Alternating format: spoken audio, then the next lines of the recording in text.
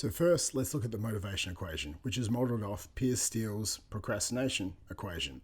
With this, it's motivation equals your value times expectancy over your impulsivity times your delay. Or it's M equals V times E over I times D.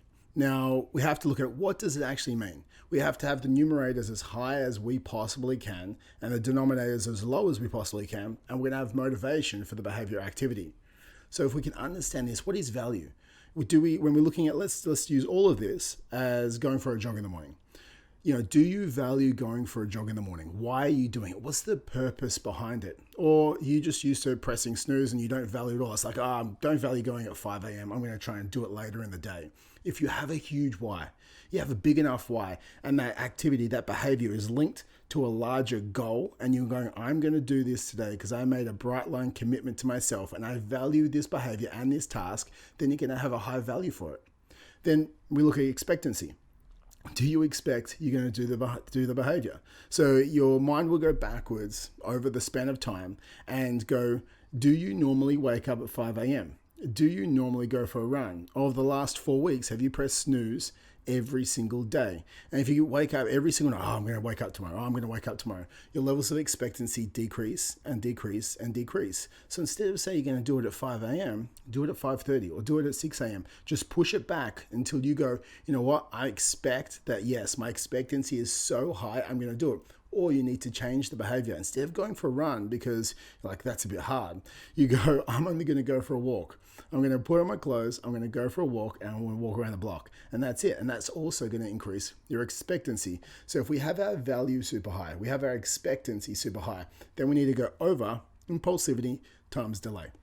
So what can we do with our impulsivity? The impulse at 5 a.m. is I'm going to press snooze on my alarm. I'm going to pull those covers over my head. So what is the impulsivity with that is how can we get away from that? How can we get the impulsive as low as we can? We can set our alarm and we can put it on the other side of the room. That's going to decrease the ability for impulsivity. We could get our partner to throw some water on our head. That's going to be external decrease of impulsivity. I need you to think about how can you decrease the impulsivity as much as you possibly can to make that denominator super small to allow yourself to actually perform this task. Then we look at delay. Delay is the feedback loop. We need to go, how am I going to feel good straight away? I'm not going to feel good in 6 months or 12 months or when my body transformation happens. It's like, how can I feel good straight away? You might give yourself a reward recognition that if you get 7 ticks in a row of waking up at 5 a.m., you buy those new sports pants or you buy that new workout outfit. All of a sudden, every tick, it's closer to getting to it. So you're getting that dopamine rush every single time you get a tick, as decreasing the time delay on you feeling good.